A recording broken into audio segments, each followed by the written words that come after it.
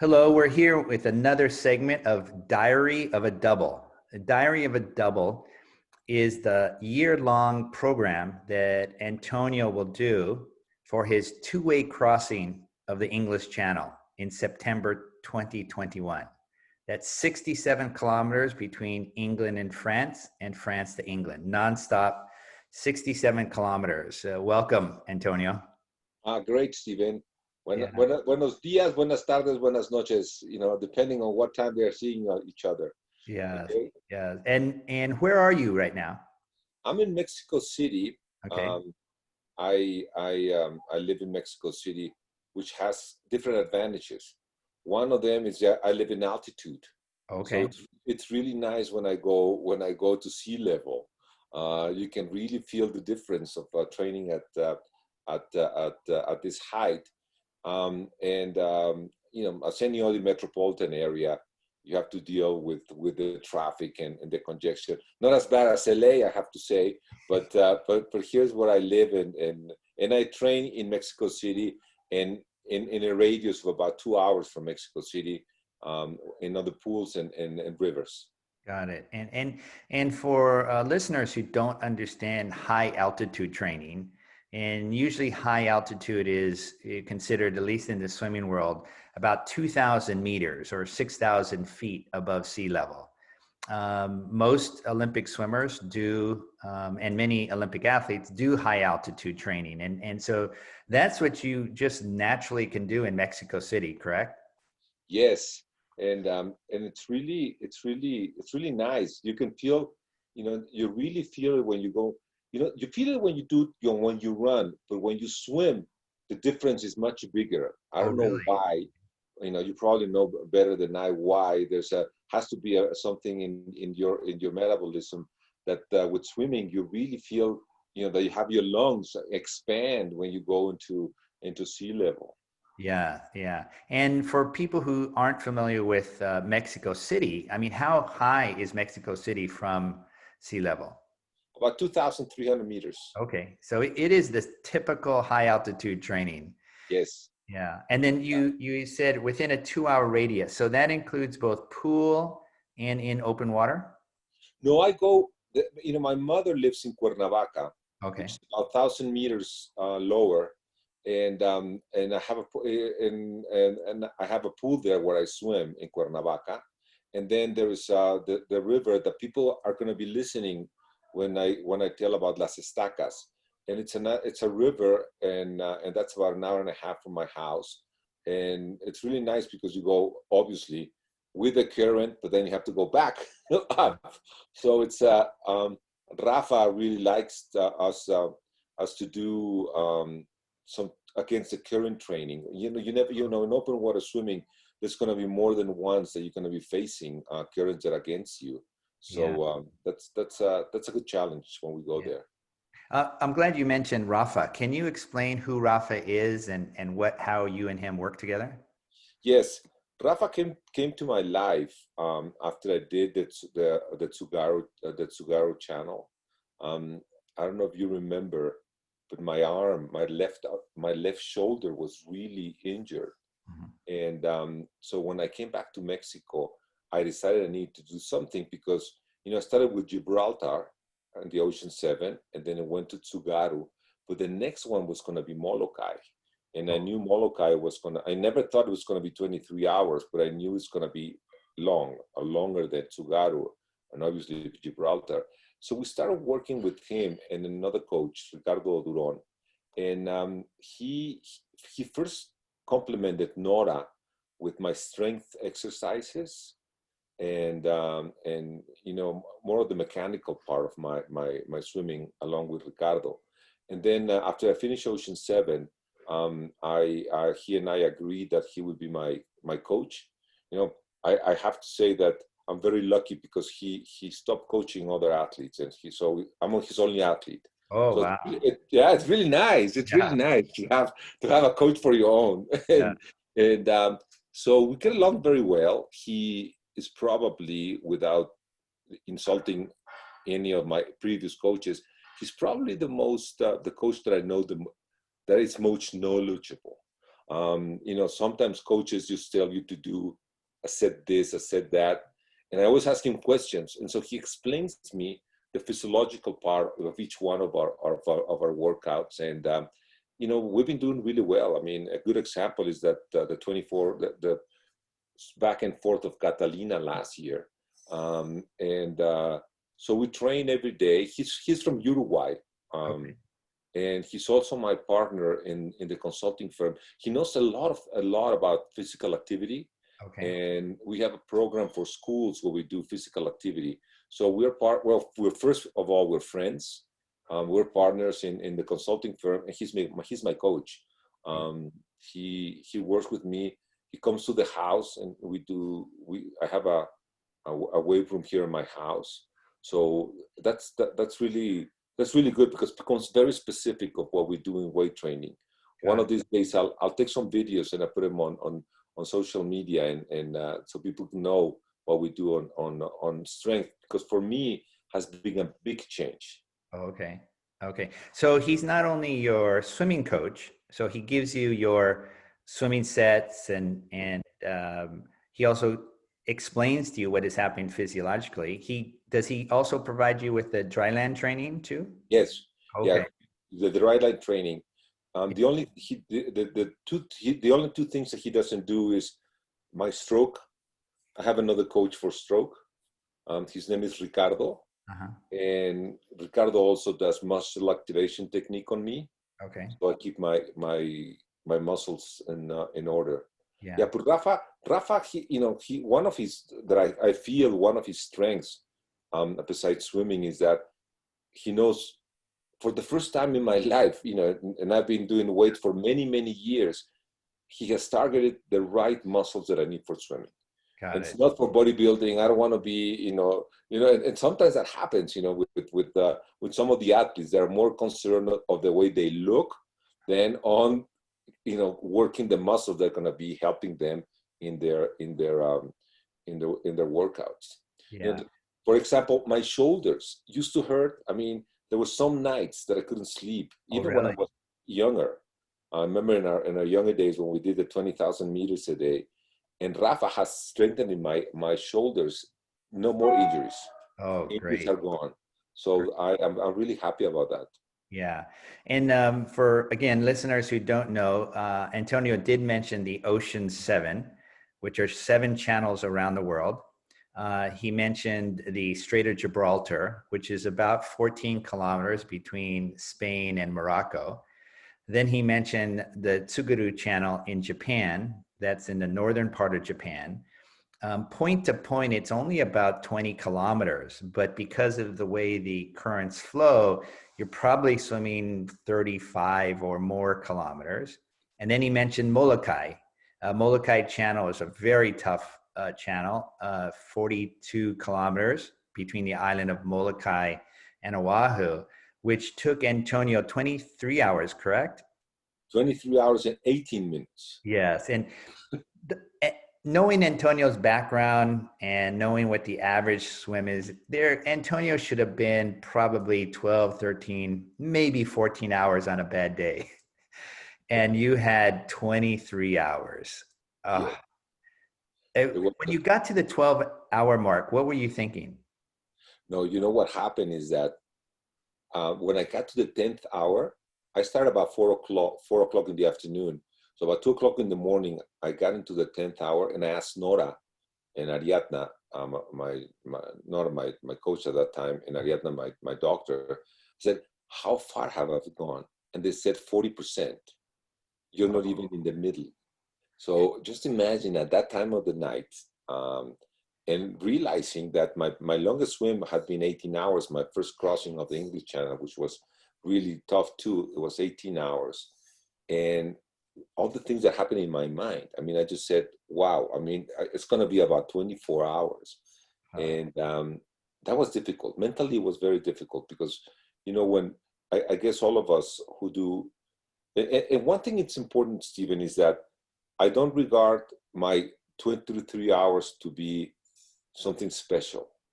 And you know why? Because for some people, doing 1 kilometer takes the same amount of mental strength and physical abilities that for somebody who has swum all their life to do the Yeah. other one. So I guess every time that we get into the ocean or we go into a swim, it's almost going to be complicated, and regardless of it all depends on your abilities. So when that happened, I had a lot of fear I had a lot of self-doubt that I Oh, was going to be able to finish, and I had to work my mind around my self-doubt. And wow. what really helped me is change the perspective of the swim. Rather than thinking that it was going to be, when I got to the 18th hour, which was my max, instead of thinking that I had to go to 24, I just thought I was just about 6 hours more. So it just became a 6 hour swim rather than a 24-hour swim. And Okay. that's how I succeeded. Wow. Okay. So actually that is one life lesson for people. It doesn't matter, again, like you said, whether you're going to have to swim across the Molokai Channel or just a 1 kilometer swim or do something in your life. If you look at it from that perspective, um, that's very, very interesting. And then Antonio also mentioned his two-way crossing of Catalina Channel. And Catalina, one way is about 32 kilometers. So it's very close to the English Channel. If you consider the English Channel is 33 kilometers, Catalina Channel off the Southern California coast is 32 kilometers. Antonio, you did a 24-hour, correct? I think it was a little. For 24 hours and 17 minutes. Yes, for your two-way crossing of Catalina. So and Antonio's already done a 24-hour swim.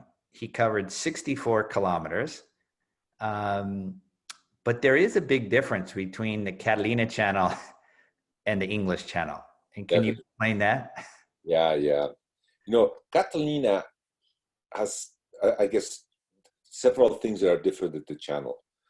As Ned Dennison, the president of the International Marathon Swimming Hall of Fame, said in one of our WOWSA interviews, Catalina is very nice because you know when you're going to start, where you're going to start, and where you're going to finish. I mean, that makes it easier than any other swim. So you don't have the climate that it's very unpredictable on the channel. And I'll give you a story about the climate in a moment. Second is that you have to be very unlucky not to go into a straight line. I mean, Yeah. you look at the swims in Catalina, it's usually a straight line. And if you're lucky, you're going to have currents that are going to help you, at some point. And the third one is that the water is not that cold. I Yeah. mean, unless you swim in January, like I did one time, you're going to find the water very comfortable. Yeah. No, the English Channel, I'm expecting a very challenging event because number one, the water is going to be colder, Yeah. probably about 16, 17 degrees Celsius. Two, you have the change of the tides. Yeah. So in the English Channel, usually it's an S. So you go up and then you go down. And if you don't go fast enough in any of those things, you can go you can be in the North Channel, you can go in the Atlantic. I mean, so that's complicated. Yeah. And also, it doesn't bother me too much, but there's a lot of ships going around. I mean, there's a lot of movement going around. And then probably what's going to be really different, and this is something that Mike Oram told me, is that the rules of the rules in Catalina, you can rest for 10 minutes on the other side. In the channel, you have to go out, the water under your knees, and then you have to come back into the water. You can take up to 10 minutes doing whatever, but you have to be in the water. And that makes it very difficult if you want to drink or you want to do something in your mouth or you want to relax for a couple of minutes, which I did in Catalina. But probably the biggest challenge with the English Channel is the weather. Yeah. I mean, this year I wanted to go, and my window started 2 days ago. And a friend of mine who was going to go with me sent me the wind guru and everything that was happening. And the weather was really bad. I would probably not been able to swim. And he said, well, things happen for some reason. So if we were in Dover right now, we wouldn't be able to go out. So the channel it's very unpredictable with the weather. Yeah. Yeah. And again, for listeners who don't know who Mike Oram is, he's a very famous, very prolific, very renowned escort pilot. So the escort pilot sits in a boat next to the swimmer, and he literally charts the best course from point A to point B. And this is a combination of the mariner skill, his GPS readings, and very important, what's happening ahead of the swimmer. How are the tides changing? And when Antonio actually explains tidal changes, the tides aren't pushing him to France or back to England. They're pushing him left to right. They're pushing him laterally. And that's how you create this S curve. So it's never an easy thing to cross the English Channel, as everybody knows. And he's going to be doing it two ways. Antonio, so you're now in your second week of training. You set a year-long plan, and explain to us what you did in your second week of training. Um, I came to a big realization, Stephen, that what happened with confinement hurt me a lot mentally and physically. You know, I kept on swimming. Remember, I told you I was swimming. I kept on swimming, but the effort that I was putting into going all the way to Cuernavaca and the pressure of losing the season took a big toll on me, mentally and physically. You know, because we kept on swimming as if we were going to go to England, and I took 2 weeks off. I think I told you, where I didn't go to the pool, and that was very important. And in this second week, I was very afraid that taking 2 weeks off and not swimming and coming into the first week, you know, as a little, you know, just getting along. And the second week, I was very, very, you know, very afraid that that I wasn't going to be feeling well, and that it was the opposite.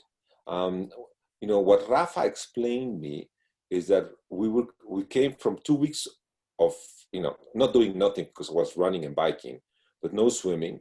So the first 2 weeks is a recovery. My muscles need to get again in the rhythm.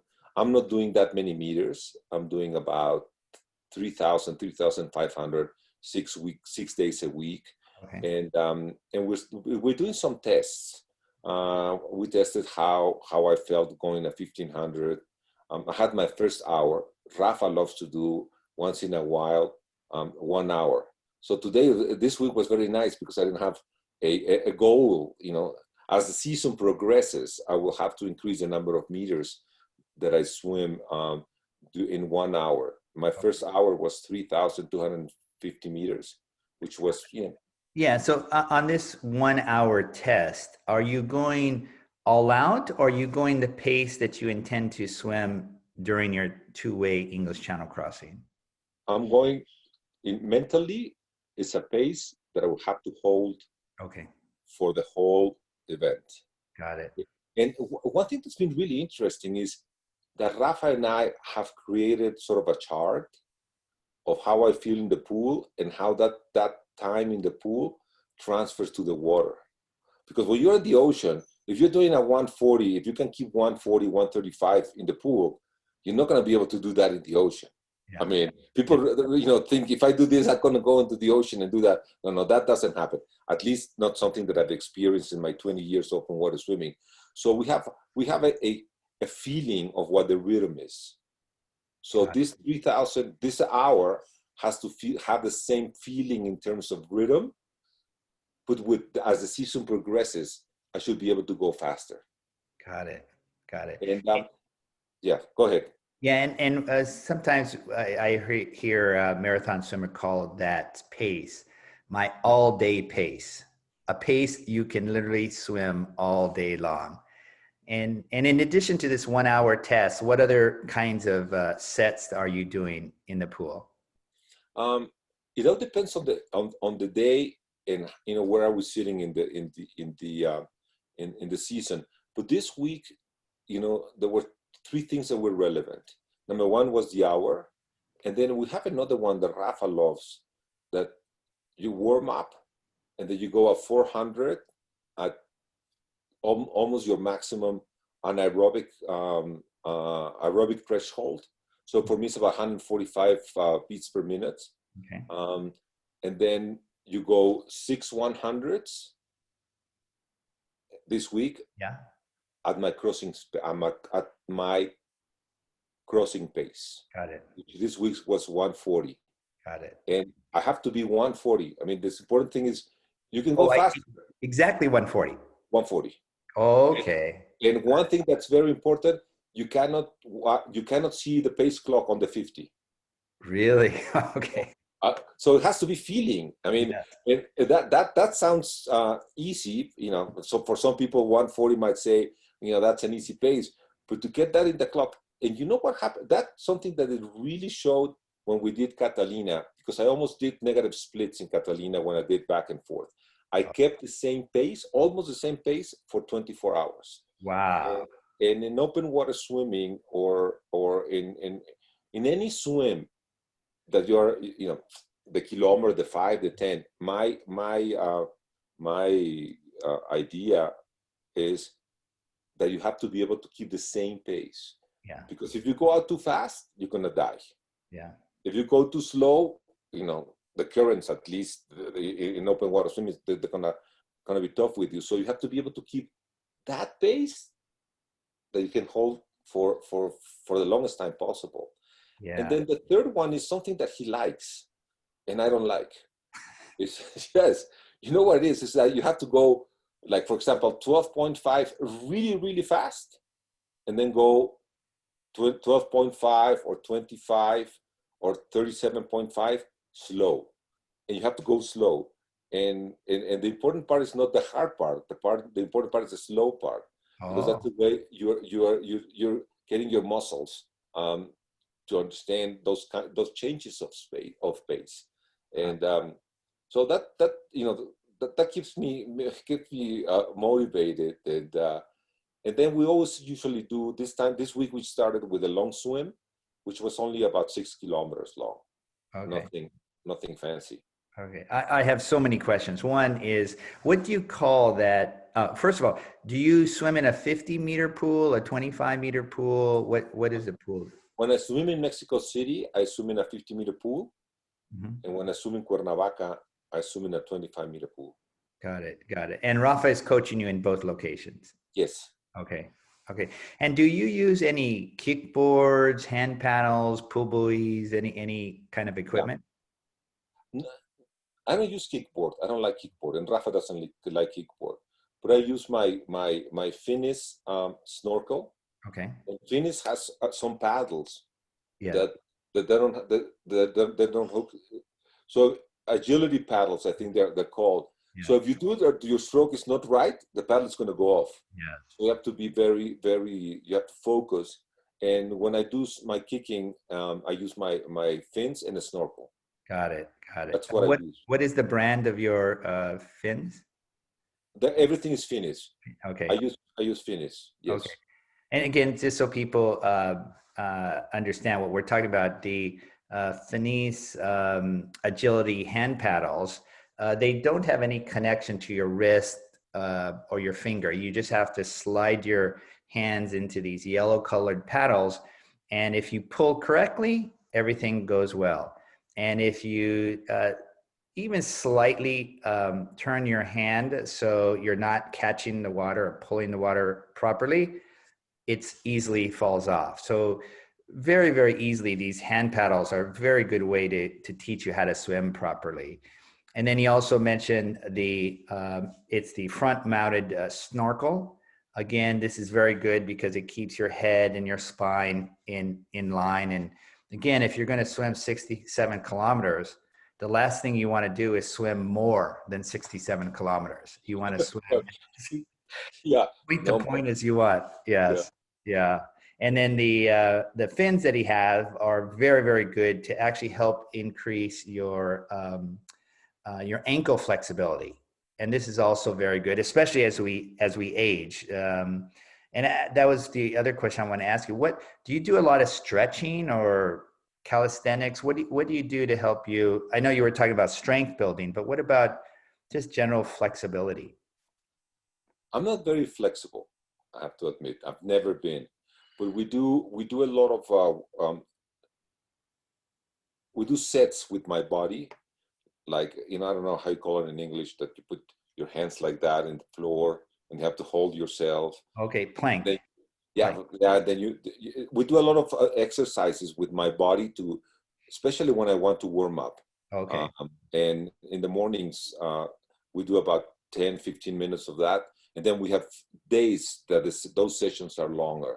Okay. And that has helped me, a lot what with my core, because Yeah. all of those exercises are geared to having a stronger core. Yeah. And that's something that for swimming, it's very important. Yeah. Again, for those people who don't understand or have never even experienced swimming 6 kilometers, let alone 67 kilometers, when your core is strong, your back doesn't bow out. And when you have a weaker core, your back tends to bend, and over a certain period of time, then it can become very sore and very painful. So building up your core is quite critical, and doing planks is an excellent way to do so. So Antonio, getting back to your second week, does Rafa, do you talk about each workout every day, or does he give you a week's worth of workout or a month's worth of workout ahead of time? So how do you know in your mind what's happening in the future? You know what, Stephen? I have to admit that I'm an addict. I'm a swim addict or a sports addict. So my life is built around my training. And I besides swimming, I have work. Yeah. I have to work, and sometimes I travel a lot as well. So Rafa sends me my workouts Sunday morning. Okay. So usually Sundays I wake up a little bit later than I do the whole week. I usually wake up about 4:15 in the morning, and on Sundays 6:30, 7 o'clock. So when I wake up, I already have my workout, and I like to lay in bed and look at the workout, and I immediately identify what are the challenges for the day, for the week, and so I so start getting in my head, what's gonna take to do it, and if I have questions in the mid morning, I call Rafa, and we discuss the workouts. I'm always trying to challenge him, and so he explains me why we're doing this or that, and sometimes he forgets to put some of the information, so I give him some hard time, and so Okay. we discuss it, and then I plan my week. My week is it's planned around my swimming. Okay. Um, I have this idea that if I don't train early in the morning, there's so many things that happen during the day in my life that it's very complicated for me to go and swim later on the day. Got I it. mean, once I start working, it gets complicated. Yeah. So I have I set up a time between 5 o'clock until 9 o'clock, and that's my training time. And Got on it. the weekends, either we stay in Mexico City and do 10,000. You will see in the future that we have one long workout during the week, or we go to Las Estacas. So Okay. that's basically how we organize our week. And then the nice thing about having Rafa with me all the time is that, and this is something that I would like to share with our audiences. Sometimes you're going to be tired, and the best thing is to rest. Yeah. And sometimes, now it's very easy because Rafa, there's some days that he just comes into the house at 5 o'clock in the morning, sees the way I look and the way I start performing, and he goes, go back to bed and we'll talk tomorrow. Okay. And that's something that's, if you feel really tired, if you go and train feeling really tired, it's not going to help. I mean, rest is as important as hard work. Yeah. Yeah. So you're getting up very early. Like, what time do you go to bed? Do you take a little nap in the middle of the day? How do you I take handle a, all of I, the? I I take a nap in the afternoons, Okay. and I go to bed really early. Okay. I have a bad reputation. Sometimes people call me but I usually try to be in bed around 8:30, Okay. 8:30 at night, Okay. which is really, really, really. So the people who call me at 9:30, and they when you hear this message, please call me. So I called them the next day. I said, well, if you leave that message at 4 o'clock in the morning, I'm going to call you, or 4:30. So don't leave that message. Yeah, yeah. I like to go to bed early at night. Yeah. And for lifelong swimmers as myself and Antonio, we sort of laugh because Antonio swam all his life. He was aiming for the Olympics. He was a Stanford student, and we all know competitive swimmers. I mean, they wake up early, they go to the pool, they train hard, they go back, and then they start class. So in our lives, getting up really early in the morning, doing a hard workout, 1-2 hours, and then going to school is something that Antonio just did as a college student and a younger person. So it's not that difficult, but it is a different lifestyle than most people. Definitely. You know, some of my friends, you know, as I grew older, I don't know if it happens to you, but some of my friends tell me I've become very boring. So I never go out with them, and I don't go to dinners, and I don't go, you know, I don't stay up late, and well, you know, I guess you make your choices. And my choice is that I love to be in the pool the next morning or doing exercise. Yeah. So then when you are there some days where maybe Rafa hasn't noticed that you're fine, you look okay, you're moving well, you did your 15 minutes of the dry land stuff, you get in the pool. Some days I assume you're swimming really well and feeling really good, and other days you're not feeling so good and you're not swimming so well. Do you have any idea why that happens? No, but that happens. That happens. I promise to look for it now that you asked me the question, and then we'll have a year to find out. Yeah. That's a good thing. But that some days where the only thing that I'm thinking about is I have to finish the workout. Yeah. You know, I remember one during confinement.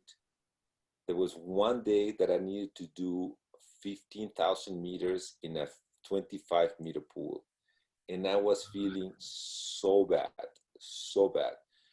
But you know, usually now that I'm thinking about it, usually when I have bad days, it's a combination that my mind is not in the workout.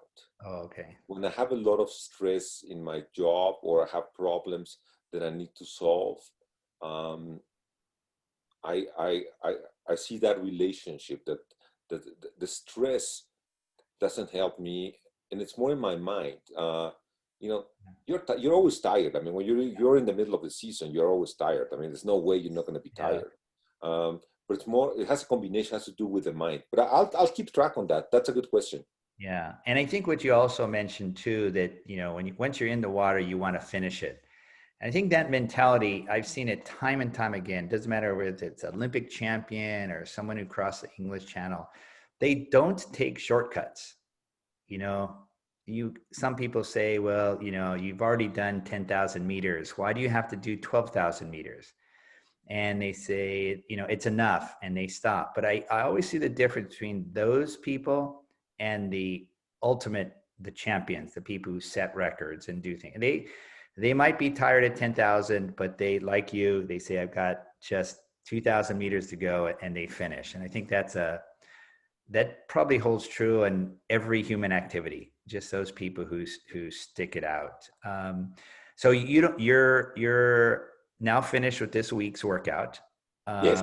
You had from what I understand, after your Saturday workout, you have a very nice Mexican brunch. Yes. And, yes. you're satisfied with the week. Yes.